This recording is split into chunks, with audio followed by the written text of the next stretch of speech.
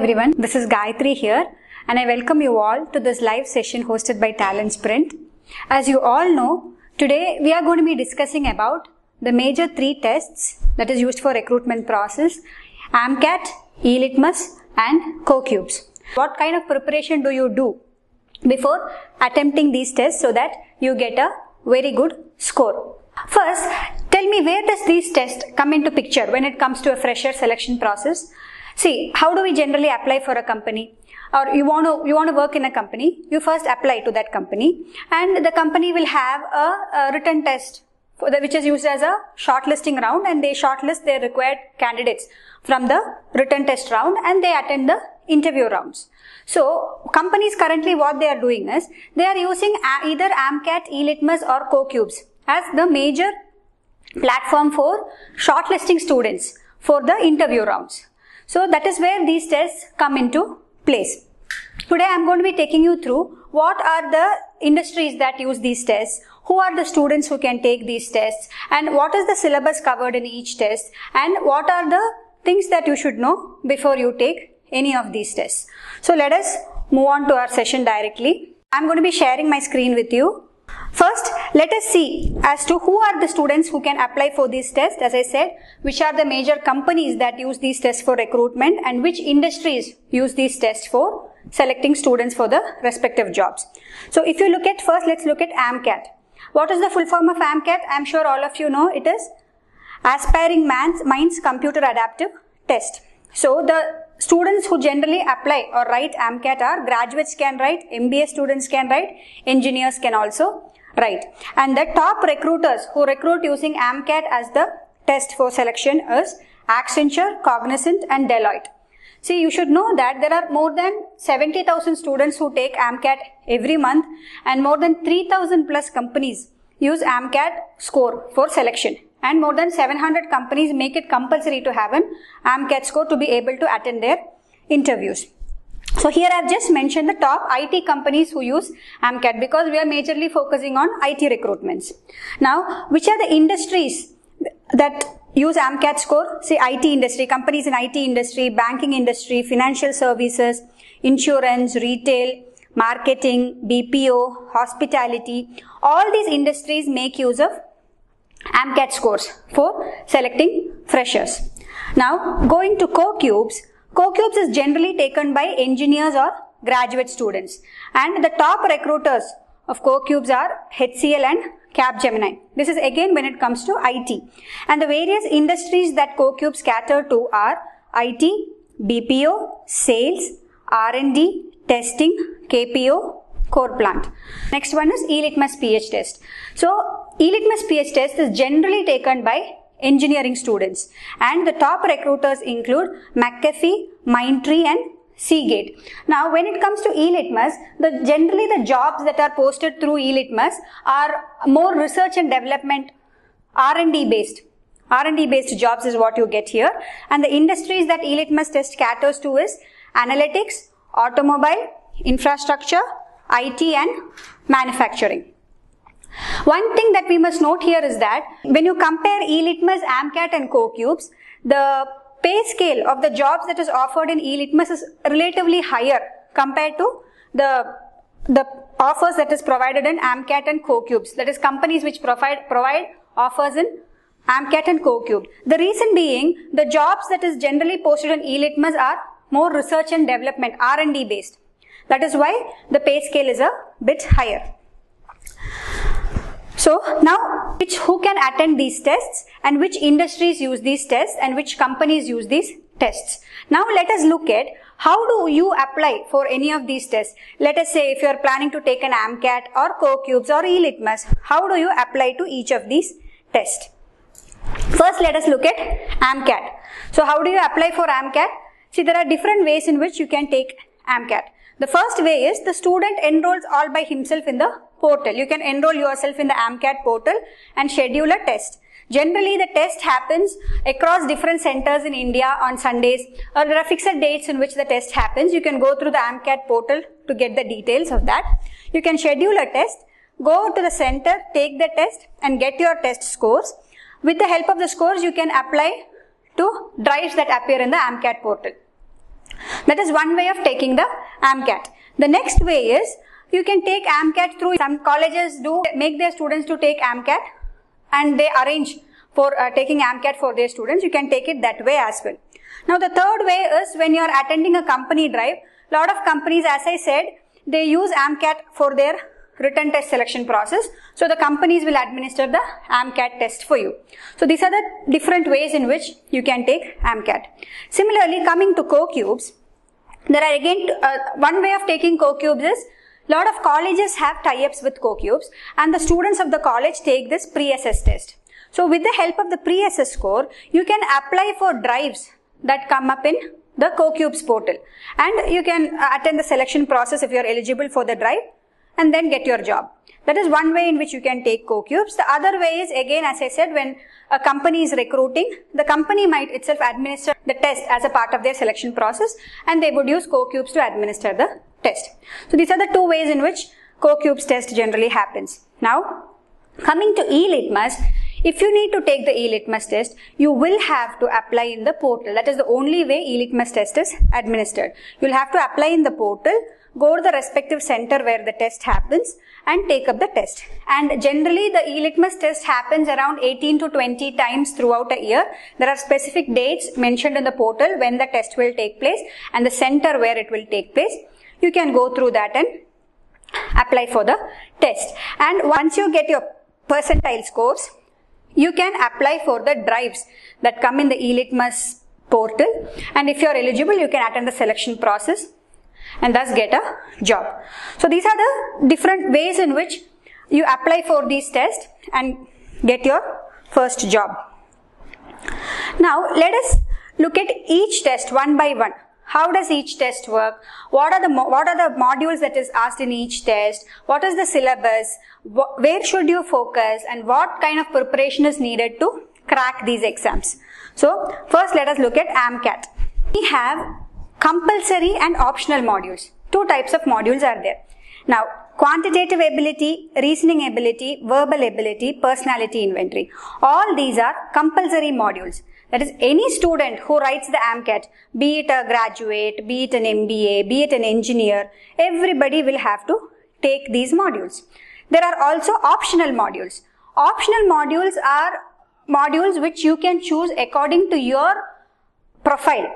In the sense, what kind of job you are looking for, according to that you can choose the optional module. For example, let's say you are looking for a job in the IT industry, then you will have to opt for the optional module as computer programming or something related to this, computers, so that you get the job in the corresponding industry. So the optional modules, student can choose it according to their profile and according to the job that you are looking for.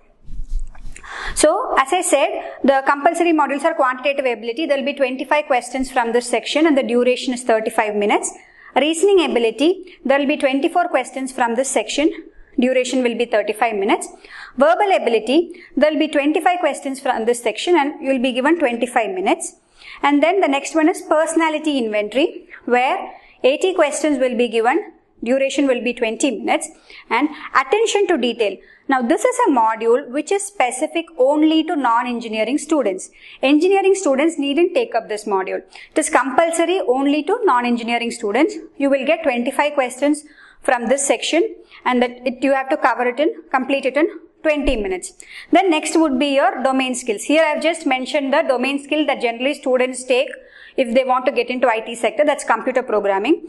If it is computer programming, you will have 25 questions to be answered in 35 minutes. If it is any other domain, let's say HR or electrical engineering, electronics engineering, there will be around 20 to 30 questions from the domain section. You can opt for 2 such modules in the test. Now, let us look at what are the topics that you have to focus on in each module. First, let us look at quantitative ability. In quantitative ability, the topics that you will have to focus include arithmetic and numerical ability and pure maths. So these are the areas that you have to focus. Now, what are the topics specific to these areas that you will have to know before you take up the test? The topics include numbers, HCF, LCM, profit loss, simple interest, compound interest, time-based questions, Pure maths will include logarithms, permutations, combinations, etc.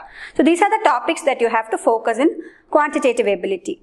Next is reasoning ability. When it comes to reasoning ability, you will have to focus on deductive reasoning, inductive reasoning and objective reasoning. Now, what are the topics that comes under each of these? See, when you look at deductive reasoning, you will get questions on coding, decoding, directions, blood relations, puzzles, etc. When you look at inductive reasoning, you get questions on pattern recognitions, analogies, classifications. And when you come to objective reasoning, it includes data sufficiency, logical sequence of words, etc. So these are the topics in reasoning that you have to focus. When it comes to verbal, there are three major areas that you have to focus: vocabulary, grammar and comprehension. So vocabulary includes synonyms, antonyms, right? Idioms, phrases.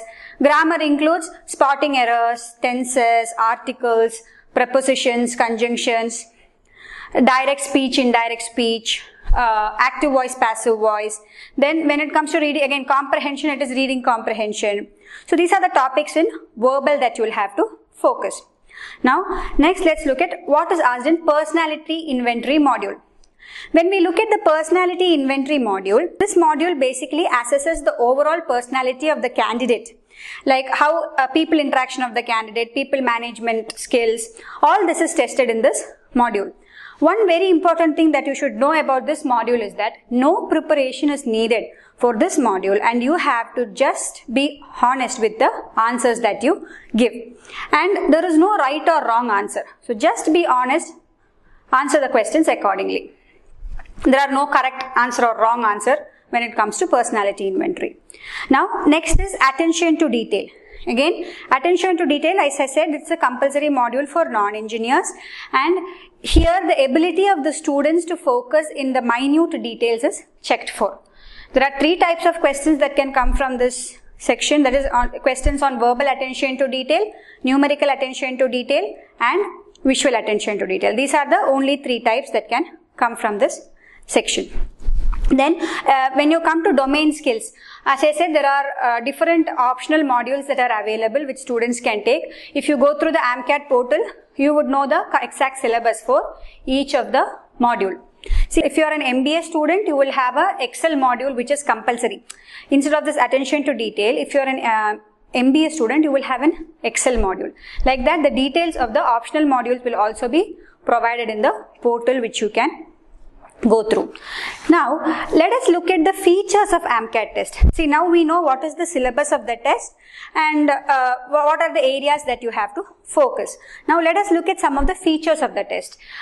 The AMCAT scores for each module, generally the highest score possible in a module is 900. The scoring happens out of 900 and the scores of students can vary between 100 and 900. What is considered as a good score in AMCAT? For each section, a score that is greater than 500 is considered as a good score. Now, the next very important thing about AMCAT that we should know is that it's a computer adaptive test. What is an adaptive test? For example, let us assume that you are answering the current question correctly. So, the next question that you get would be a more difficult one. Or, if you answer the current question wrongly, then the next question that you get would be an easier one. Why is this done? It is done so as to gauge your correct level of understanding, and the scores will be given accordingly. Such tests are called adaptive tests. So AMCAT is an adaptive test, and since it's an adaptive test, you cannot go back to the previous question. Once you have answered a question and moved on, then you can't go back. So these are some of the things that you should know about AMCAT before you take up the test. How do you get a good score in AMCAT? To get a good score in AMCAT, you have to prepare very well, manage time accordingly, and you should be very accurate while answering. Since if you see all the modules, you get at only about a minute for answering each question.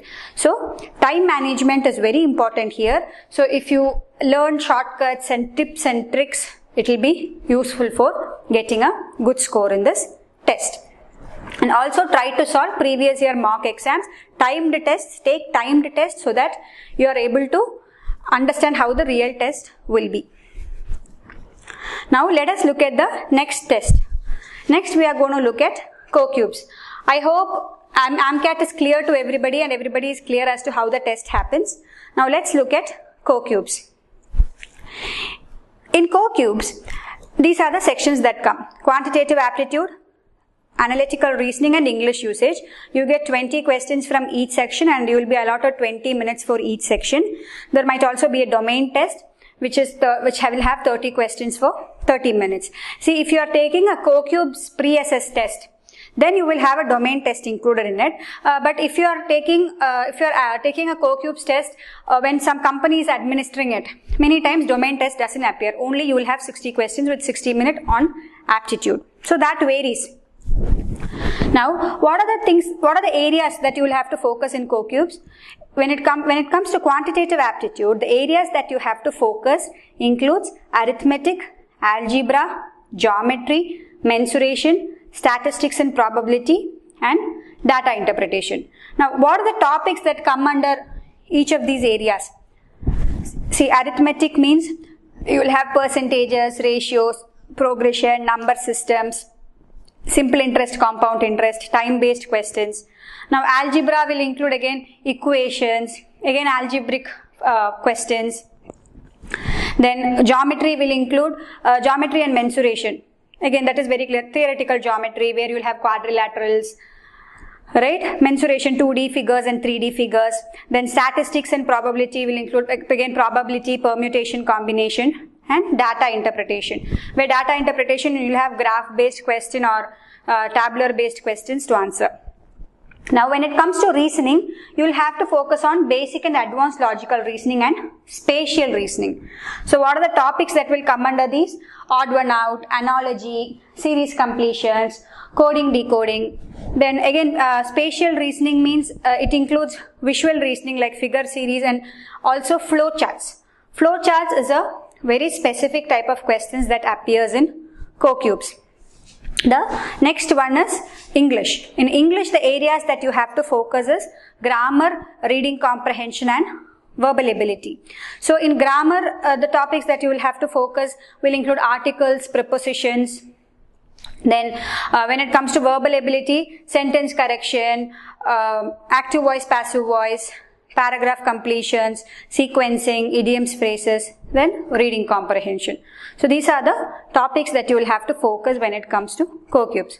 Cocubes is not a computer adaptive test, so that is one good thing. And then you will have 60 questions, 60 minutes, again 1 question per minute. So again, managing time is very important when it comes to Cocubes. If you get a score of 15 in all the sections, that would be a good score to have. Knowing shortcuts would be really helpful to clear the Cocubes test. Now let's move on to the next test. The next one is Elitmus. So in Elitmus, you will have, this is the current pattern that is being followed, 20 questions from quantitative aptitude, 20 questions from analytical reasoning and 20 questions from verbal ability. So totally you will be given 60 minutes and the total duration for the test is 2 hours. So, what is the thing that we should note here? We have 60 questions and 2 hours to solve the questions. That means the difficulty level of the questions will be higher in Elitmus papers compared to other tests. Elitmus is generally different from Cocubes and AMCAT. The first difference is that Cocubes and AMCAT is administered online, but Elitmus is generally a pen and paper test, and the most important thing to note is that it's an open book test, where all the formulas will be given and the questions will be of very high difficulty level. All the formulas are given means you are given the formulas and asked to answer and you are given so much time. That means the formulas are not going to be helpful. It is your conceptual knowledge or the fundamental understanding that is very important to get a good score in Elitmus. So what I would suggest is that this shortcuts and the tips and tricks that we learn, that is not really going to be useful for Elitmus. You will have to focus on improving your fundamental abilities to get a very good score in the test. There is also, we have to note that there is negative marking in Elitmus based on the accuracy of the answers. That is different. If you mark different options, the negative marking would be calculated differently. For example, if there is a question, what is the capital of India, and you are given 3 options: Delhi, New Delhi and Mumbai. So a person who answers New Delhi gets the correct answer. So he gets full mark for that. Now a person who answers Delhi, let's say he is given a negative marking of 0.1. I'm just assuming, just giving you random numbers, a 0.1 negative marking for marking the answer as Delhi. There is another person who is answering it as Mumbai. So that person's negative marking will be more than what is given to this guy. So he would get he would get a negative marking of 0.5. I hope you are getting what I am trying to say. The negative marking of options varies according to the accuracy of the option. So that is also something that we should note when you take the E-Litmus test. And the scores that you get here in E-Litmus, scores are generally calculated as percentiles.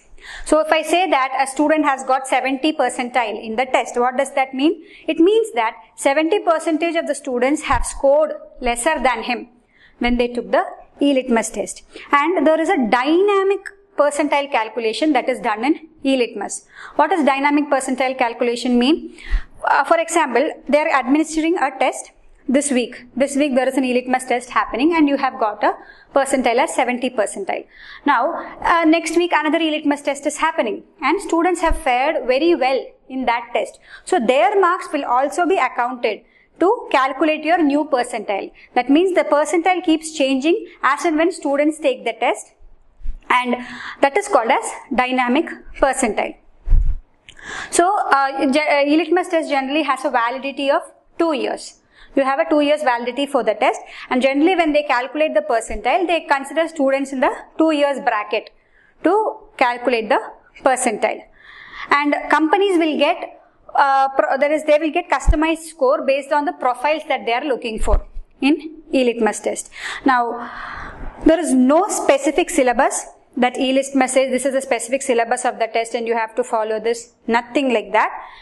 Previously asked few topics in the previous test I have mentioned here.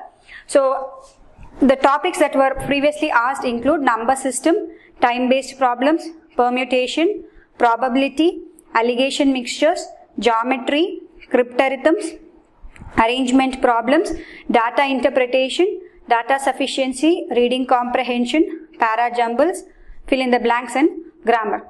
Now out of these topics, the topic that generally gets repeated in all the tests is cryptarithms, and generally questions from cryptarithms come from the type of cryptarithmic multiplication where it is difficult to, the question would be complex to solve, takes more time. Generally cryptarithmic questions involving multiplication will take at least 15 minutes for you to crack the puzzle, and there will be 3 or 4 questions based on the puzzle. So this is the pattern of the E-Litmus test. And as I said, for E-Litmus, the conceptual knowledge is more important. Shortcut methods and formulas don't come in handy. You will have to have a very good fundamental understanding of the subject to score well in the E-Litmus PH test. So these are now I hope all of you are clear as to what are the tests, like what are the things that you should know about each of these tests, what is the syllabus, and how you can get good scores in these tests. So as I said, the industry is now moving towards using these standardized tests for their selection process, and getting good scores in these tests is very critical to get your first IT job or your first job. So I hope all of you understood what was dealt in this session today, and it was clear, and you are aware of the pattern of the tests. How is the marks calculated, what are the areas that is focused, how to apply for these tests. So I wish you all the very best with your preparations, and as I always say, the best way to prepare is to solve more and more questions, take up mock tests, solve previous year questions. That will definitely help you get a good score, and take timed test. Timed test will help you get the actual feel of the test. See, most of the questions that comes in AMCAT or Cocubes, if we are given, instead of 1 minute per question, if you are given 5 minutes, I am sure all of us would get full marks in these tests. So it is the management of time that is very critical to get a good score in these tests. So take up timed tests, and I wish you all the very best with your preparations. So any doubts you have, please post it. I can take it up for you. We come to an end of this session. All the very best with your preparations. Yeah, I'll see you in the next session. Thank you. It's bye from Gayatri for now.